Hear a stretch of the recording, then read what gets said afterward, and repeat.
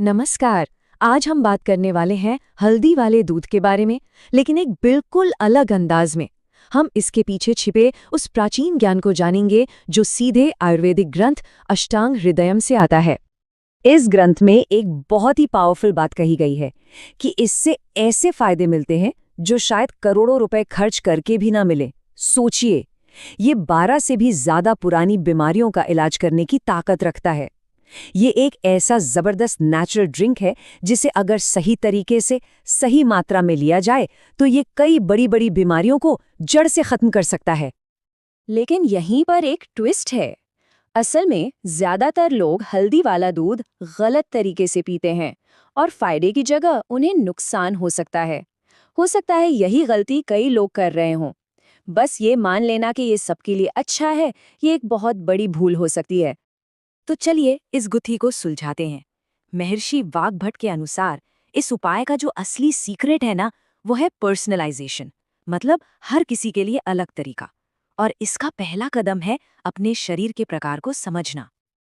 अब रेसिपी इस पर जाने से पहले आयुर्वेद का एक बेसिक कॉन्सेप्ट समझना बहुत जरूरी है। देखिए, हर इंसान का शरीर, उसकी बनावट अलग होती है।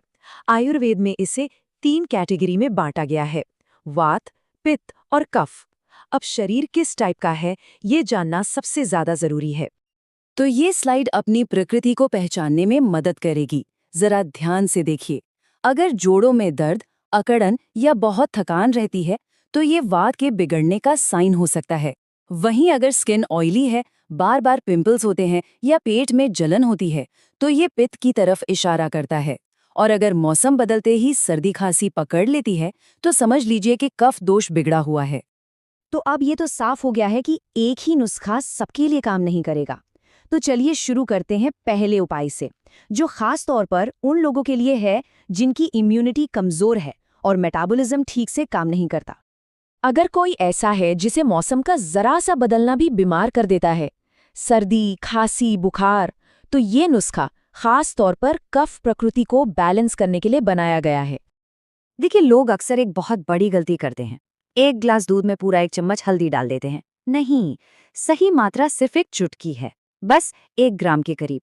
और दूध गाय या बकरी का ही होना चाहिए, ये ध्यान रखना है। अगर दिक्कत ज्यादा है तो इसमें 1 चुटकी काली मिर्च जरूर डालें। काली मिर्च हल्दी के असर को कई गुना बढ़ा देती है, शरीर उसे बेहतर तरीके से अब्जॉर्ब कर पाता है। अब आते हैं एक और बहुत ही कॉमन प्रॉब्लम पर, बिगड़ा हुआ मेटाबॉलिज्म। कुछ लोग होते हैं जो कितना भी खा लें पतले ही रहते हैं, और कुछ ऐसे हैं जो थोड़ा सा खाते ही मोटे हो जाते हैं। ऐसा क्यों?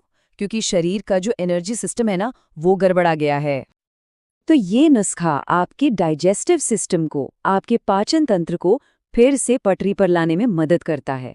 त्रिफला चूर्ण पेट को साफ करने के लिए जाना ही जाता है, और हल्दी मेटाबॉलिज्म को दुरुस्त करती है। लेकिन एक बात याद रखनी है, सिर्फ इसे पीने से ही काम नहीं चलेगा। सुबह थोड़ी बहुत एक्सरसाइज या बस एक वॉक भी करेंगे तो इसका असर दोगुना हो जाएगा। चलिए अब आगे बढ़ते हैं और बात करते हैं वात से जुड़ी समस्याओं की, जैसे जोड़ों का दर्द और शरीर में अंदरूनी ताकत की कमी। अगर जोड़ों में दर्द रहता है, उठने बैठने में तकलीफ होती है, हड्डियां कमजोर महसूस होती हैं या गठिया जैसी कोई शिकायत है, तो ये सीधा सीधा संकेत है कि शरीर में वात दोष बढ़ गया है। ऐसे में हल्दी वाला दूध किसी रामबाण से कम नहीं है। ये एक बहुत ही पावरफुल कॉम्बिनेशन है। ध्यान से सुनिएगा। अर्जुन की छाल और शिलाजीत, ये दोनों ही चीजें खास तौर पर हड्डियों और जोड़ों को फौलाद जैसा बनाने के लिए जानी जाती हैं। दूध को धीमी आंच पर तब तक उबालना है जब तक वो आधा न रह जाए, ताकि इन जड़ी बूटियों का पूरा सार दूध में आ जाए। सिर्फ 7 दिन इसे नियम से लेने पर दर्द और अकड़न में जबरदस्त फर्क महसूस होने लगेगा। आज की जो भागदौड़ वाली जिंदगी है, देर रात तक जागना, नींद पूरी ना होना, इसकी वजह से एक गहरी थकान और हार्मोनल इम्बैलेंस एक आम बात हो गई है।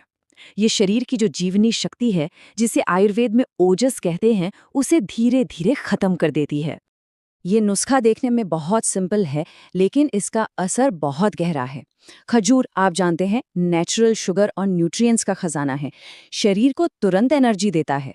बस एक चीज का ध्यान रखना है, जिनकी पित्त प्रकृति है, मतलब जिन्हें पेट में गर्मी ज्यादा रहती है, वो सिर्फ एक ही खजूर इस्तेमाल करें। 1 महीने तक इसका सेवन करने से शरीर में जैसे नई जान आ जाती है। चलिए अब बात करते हैं एक ऐसी समस्या की जिससे आज बहुत लोग परेशान हैं, बालों का झड़ना, और देखते हैं कि आयुर्वेद इसके लिए क्या उपाय बताता है। तेजी से झड़ते बाल, ये सिर्फ एक बाहरी समस्या नहीं है। ये असल में एक सिग्नल है कि शरीर के अंदर या तो ब्लड सर्कुलेशन ठीक नहीं है या फिर जरूरी पोषण की कमी हो रही है। तो ये जो उपाय है, ये इस प्रॉब्लम को जड़ से ठीक करने के लिए है। ये उपाय खास तौर पर बालों के लिए है। आंवला, जिसे इंडियन गूसबेरी भी कहते हैं, वो विटामिन सी का भंडार है और बालों के लिए तो किसी वरदान से कम नहीं है। बस एक बात नोट कर लीजिए, इस दूध को रोज नहीं पीना है, एक दिन छोड़कर पीना है, मतलब हफ्ते में 3 से 4 बार। अच्छा, अष्टांग हृदयम में इस दूध के साथ एक और चीज करने की सलाह दी गई है और वो है बालायाम। बहुत आसान है।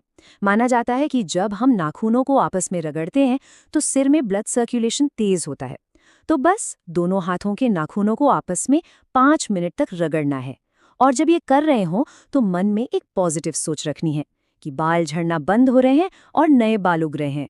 ये अभ्यास सुबह और शाम खाली पेट करना सबसे अच्छा रहता है। तो इस पूरी चर्चा का सार क्या है? सबसे बड़ी सीख ये है कि इस प्राचीन उपाय की असली ताकत सिर्फ हल्दी या दूध में नहीं है, बल्कि इस बात में है कि इसे अपने शरीर के हिसाब से, अपनी प्रकृति के हिसाब से कैसे इस्तेमाल किया जाए। पर्सनलाइजेशन ही की है। और ये हमें एक बहुत ही गहरे सवाल पर लाकर छोड़ता है। क्या ये हो सकता है कि हमारी आज के मॉडर्न बीमारियों का सबसे असरदार इलाज सदियों पुराने इस ज्ञान में छिपा हो? इस पर जरूर सोचिएगा। धन्यवाद। अगर आप हमारे चैनल पर नए हैं तो अभी हमारे YouTube चैनल को सब्सक्राइब करें, जिससे आप तक हमारी वीडियो हर रोज पहुंच पाए।